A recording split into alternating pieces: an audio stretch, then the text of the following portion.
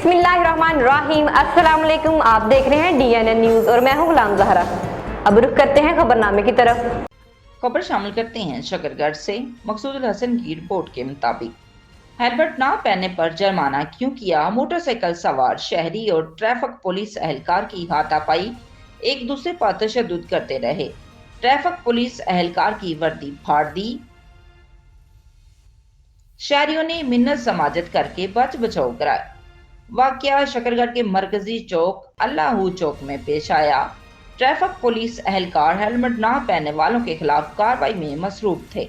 बगैर helmet motorcycle सवार को जुर्माना किया तो शहरी तैश में आ गया।